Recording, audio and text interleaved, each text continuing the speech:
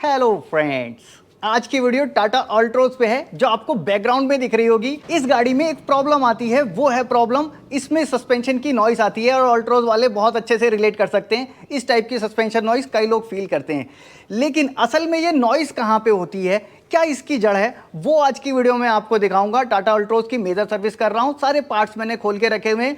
Problem कैसी होती है एक बार दिखाता हूँ। एक्चुअल में गाड़ी खुली हुई है, चला के तो नहीं दिखा सकता, फिर भी आपको एक्सप्लेन करता हूँ कैसी नॉइस आती है। टाटा अल्ट्रोज पेट्रोल मॉडल में है। अभी क्या प्रॉब्लम होता था, जब ये गाड़ी रोड पे चलती है तो रोड पे चलते समय कुछ एक इस जगह से आवाज़ आती है। मतलब ऐसा लगता है कि यहाँ नीचे से आवाज़ है, और वो आवाज़ आपको ऐसे नहीं मिलेगी जैसे स्पीड ब्रेकर पे जाएगी तो वो आवाज़ नहीं मिलेगी। वो आपको आवाज़ मिलती थी जैसे ख़राब रास्तों पे जाती थी तब मिलती थी, और उसको जल्दी डायग्नोज भी नहीं किया जा पा रहा था। कई बार वो आवाज़ आती है, कई बार नहीं आती है, तो वो खड़खड़ाहट की आवाज़ अलग सी इरीटेट करती थी। दूसरी एक इस तरफ से भी नॉइज़ थी, बाकी बॉडी नॉइज़ थी, उसके ऊपर हम बात नहीं करेंगे क्योंकि अभी मैं उसको डायग्नोस कर रहा हूँ, हो जाएगी तो दिखाऊंगा। फिलहाल जिसको मैंने कर लिया है वो दिखाता हूँ। देखो, नीचे से हमने स्टीयरिंग खोला है। कई बार इस तरह की नॉइज़ कॉलम से भी आती है, तो हमने ये खोल दिया। ये ऊपर स्टीयरिंग कॉलम होता है और ये यूनिवर्सल जॉइंट है, ये दिख रहा है आपको, ये यूनिवर्सल जॉइंट। ये यूनिवर्सल जॉइंट खोला हुआ है और यहाँ से भी ऐसी आवाज़ आती है, जो आवाज़ वो आ रही थी हल्की हल्की खड़खड़ाहट वाली, वो यहाँ से भी आती है। बट इसको हमने चेक किया, क्रॉस पूरा सही मिला। अब सही मिला तो उसको चेंज करके कोई फ़ायदा नहीं। और इस गाड़ी के साथ क्या हुआ, गाड़ी गई चेक होने के लिए, लेकिन अंदाजे से पार्ट्स बदले गए। और आज की वीडियो में मैं इन्हीं चीज़ों को फोकस कर रहा हूँ कि आखिर ये अंदाजे से पार्ट्स बदलने का क्या मकसद। अगर अंदाजे से पार्ट्स बदल रहे हैं तो क्या फ्री ऑफ कॉस्ट बदल रहे हैं। मान लिया मैंने अंदाजे से एक लिंक रॉड बदल दी कि भाई साहब हो सकता है इसकी प्रॉब्लम हो, बदल दी, प्रॉब्लम नहीं गई, तो अब क्या, वो लिंक रॉड हमको ले लेनी पड़ेगी। यानी कि हमारी पहले वाली लिंक रॉड थी वो सही थी, लेकिन ऐसा होता नहीं। फिर क्या करेंगे, दूसरी चीज़ चेंज करेंगे, फिर क्या करेंगे, तीसरी चीज़ चेंज करेंगे। प्रॉब्लम को पहले डायग्नोज कर लें कि हाँ जी ये है प्रॉब्लम, फिर चेंज कर दें तो अच्छा लगता है। नहीं तो वो पैसा दिल में खलता है, ऐसा लगता है यार प्रॉब्लम तो गई नहीं, इसका मतलब मेरा वो पार्ट तो सही था। भाई कस्टमर का सोचना भी सही है कि भैया मेरा वो पार्ट सही था, क्यों बेवजह उसको मैंने चेंज किया। और फिर उसको चेंज करने के पैसे दिए। पैसे भी बड़ी चीज़ नहीं है, समय जो गवाया वो बड़ी चीज़ होती है। तो आपने इतना टाइम भी लगाया वहाँ के चक्कर लगा के डायग्नोज कराने में, फिर वो सब करा के, फिर एक आध दिन गाड़ी छोड़ के भी आते हो, तो ये वाली चीज़ें क्यों होती हैं मुझे समझ में नहीं आता। मैं आपको दिखाता हूँ एक्चुअल मैंने प्रॉब्लम जो डायग्नोस की वो कहाँ की। अब देखो, ये गाड़ी के सारे पार्ट्स खोल के रखे हैं मैंने। ये पूरा स्टीयरिंग रैक, पूरा नीचे का सस्पेंशन, ये पूरा निकाल दिया मैंने। आगे से गाड़ी का ये प्लेट वगैरह सब खाली किया है। कंडेंसर है, ये देखो कंडेंसर का हाल देखो। यहाँ पे बोल रहे थे कुत्ता टकरा गया था कभी, एसी चल रहा था तो चल नहीं दिया। अब इसकी वजह से रेडिएटर का हाल, रेडिएटर लाना शौक भाई। अब ये जब कंडेंसर ऐसे बेंड हुआ तो इसने रेडिएटर को भी बेंड किया। ये रेडिएटर बैंड दिख रहा है, ये यहाँ से बैंड है। शायद लाइट में आपको कैमरे से ना दिख रहा हो तो यहाँ से अंदाज़ा लगा लोगे। ये देखो, ये बीच में बैंड दिख रहा है, तो ये रेडिएटर भी बैंड हुआ। चलो ये तो ठीक है, ये तो एक्सीडेंट था एक तरह का, कुत्ता टकराया उसकी वजह से हो गया। इसको छोड़ते हैं, आगे चलते हैं नॉइज़ के लिए। यहाँ से हमने चेक किया, देखो इस तरफ से वो कोई नॉइस नहीं है किसी भी चीज़ की। माउंटिंग वगैरह चेक कर ली, ये भी चेक किया, नॉइस है नहीं उस वजह से, तो फिर उसको रिप्लेस करके फ़ायदा नहीं है। प्लास्टिक पार्ट सारे खोले मैंने। कई बार ऐसा होता है कि प्लास्टिक पार्ट्स की आवाज़ होती है, तो वो भी हमने चेक किए। जहाँ जहाँ टूटे थे वहाँ कुछ कुछ हमने रिपेयर किए, बाकी ऐसे ही इसको छोड़ा है। ये कवर वगैरह उतारा था, ये इसका बम्पर है। बाकी ओवरऑल जितने प्लास्टिक की चीज़ें थी वो हमने चेक कर ली। अब इधर आते हैं, देखो स्टीयरिंग रैक की तरफ। ये लगा हुआ आपका लोअर आर्म। इस लोअर आर्म को एक बार शक के बिना पे इन लोगों ने चेंज कर दिया था। ये नई लोअर आर्म लगी हुई है। इसमें होता है एक बॉल जॉइंट। ये बॉल जॉइंट जब कटता है ना तो ये भी ऐसी आवाज़ करता है। लेकिन इसको डायग्नोस करने का तरीका क्या है, आप इसको हिला के देखो। या तो ये बहुत ज़्यादा लूज़ हो गया है तो ये ख़राब है, या तो इसको हिलाने में ऊपर नीचे जा रहा है तब ये ख़राब है, तब ये नॉइज़ करेगा, अदरवाइज़ नहीं करेगा। कई बार ये बुश की वजह से भी प्रॉब्लम करता है। अगर ये बुश कट गया, ये रबर का, अगर ये बुश कट जाएगा तो ये आपको अलग ही दिखाई देगा, लूज़ हो जाएगा, जबकि इसमें कोई लूज़ नहीं है। ये वाला बुश है सस्पेंशन का, ये एक्चुअल में लोअर आर्म का ये बुश है। ये कटेगा तो ये भी दिखेगा। कोई बुश ख़राब नहीं था, कुछ भी नहीं था। इसको चेंज किया गया, पूरी आर्म चेंज कर दी, उसके बाद भी नॉइस नहीं गई।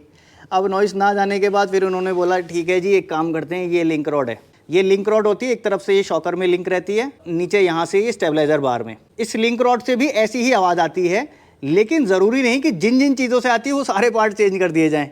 अब ये लिंक रॉड भी चेंज हो गई, फिर भी आवाज़ नहीं गई। फिर उन्होंने एक दो पार्ट्स और चेंज किए, वो मुझे आइडिया नहीं है क्या क्या किया, इतना मुझे मालूम था। लेकिन प्रॉब्लम सॉल्व नहीं हुई। हमने इसको जब चेक किया सारी चीज़ों को, देखो जॉइंट सही पाए, ये लिंक रॉड सही है। अब मैं इसको चेंज क्यों करूँगा, ये देखो सही है, मैं क्यों चेंज करूँगा, इसकी वजह से प्रॉब्लम है ही नहीं, हो ही नहीं सकती। स्टीयरिंग रैक है, लूज़ है, प्रॉब्लम हो सकती है, ठीक है, आवाज़ आ सकती है। और इतना लूज़ होने में ज़रूरी नहीं कि आवाज़ ही आ जाए, कई बार इतनी लूज़ में आवाज़ नहीं आती, प्ले होती है उसमें, ठीक है। स्टीयरिंग रैक का हमने ये खोला, इसके अंदर यहाँ बुश होता है, एक बुश इस तरफ होता है, इस तरफ वाले बुश में भी इतनी प्ले नहीं है कि वो इतना आवाज़ कर जाए। अब क्या होता है, ये इस तरफ आते हैं, इस तरफ देखो इसके टीथ होते हैं, ये पिनियन होता है, ये घुमाते, ये आपका लगा होता है सीधे वो यूनिवर्सल जॉइंट जो मैंने आपको अंदर दिखाया, वो अगर स्टीयरिंग के नीचे ये वहाँ लगा होता है। स्टीयरिंग जब आप घुमाते हो तो ये घूमता है, तो ये जब फ्री हो जाता है तब भी ऐसी नॉइज़ आती है। लेकिन एक चीज़ दिख रही थी हमें, हमने जब इसको खोला तो हमने पाया कि देखो यहाँ पे ना रस्ट है, ये टीथ में रस्ट है पूरी। रस्ट से मुझे शक हुआ कि ये रस्ट अगर है तो ये ज़रूर कुछ ना कुछ प्रॉब्लम कर रहा होगा। अब हमने इसको यहाँ से हिलाया, यहाँ से इतना नहीं हिलता ये, इसको जब घुमाते हैं, अब इसको घुमा के दिखाता हूँ मैं आपको, हाँ मूव करो, देखो ये इसको ऐसे ऐसे स्टीयरिंग घूमता है, ठीक है, ये स्टीयरिंग रैक जाती है पीछे। अब जैसे ये मूव हो रहा है ना, ये आपके स्टीयरिंग को घुमाता है, ये आपके व्हील को घुमाता है। अब आप लेके आओ उसको उस एंगल पे, यहाँ पे ये, अब देखो इतना यहाँ तक तो टाइट आया, यहाँ बीच में आके एक जगह पे फ्री होता है, और फ्री होने के बाद वो आवाज़ भी करता है। देखो ये लूज़ हो रहा है। प्रॉब्लम एक बार में ही डायग्नोस हो गई कि ये स्टीयरिंग रैक की ही आवाज़ है और किसी चीज़ की आवाज़ नहीं है। अब देखो इसको रिपेयर भी किया जा सकता था, लेकिन क्या है, ये रिपेयरेबल नहीं है, इन लोगों ने कुछ अलग ही इसका डिज़ाइन बना देते हैं। ये यहाँ से खुलता नहीं है, ये नट सील होता है, ये वाला जब खोलते समय ये टूट जाता है। कई बार मान लो खोल भी रहो तो इसका पार्ट नहीं मिल रहा है, तो हम इसकी स्टीयरिंग रैक को रिप्लेस करेंगे, क्योंकि गाड़ी दूर से आई है और उनका ये कहना है कि साहब जो भी हो ना आप रिप्लेस कर देना, बिल्कुल भी उसके ऊपर शक मत करना। हमने कहा ठीक है जी, अब ये स्टीयरिंग रैक को हम करते हैं रिप्लेस, नया स्टीयरिंग रैक मंगाएंगे। अब हमने इसका नया स्टीयरिंग रैक देखा तो लगभग 13,000 रुपये का इसका स्टीयरिंग रैक है, 12-13 हज़ार रुपये का ओरिजिनल, जबकि ये राने का बना हुआ है। अभी मैं इसका बाकी भी देखूंगा कहीं और मिल रहा है क्या, बट 13,000 रुपये इस ऑल्ट्रोज के लिए महंगे। और मेरे हिसाब से तो इतनी जल्दी स्टीयरिंग रैक नहीं जाना चाहिए। 50-60 हज़ार किलोमीटर के आसपास गाड़ी चली, 2021 का ये मॉडल है, 2021 7वें महीने में इन्होंने बाय की थी। गाड़ी कहीं पानी में नहीं गई, कहीं कुछ नहीं गया, लेकिन फिर भी इसके अंदर देखो रस्टिंग दिख रही है। आवाज़ आप सुनना एक बार, ये देखो, एक बार आपको आवाज़ सुना देता हूँ, देखो माइक से,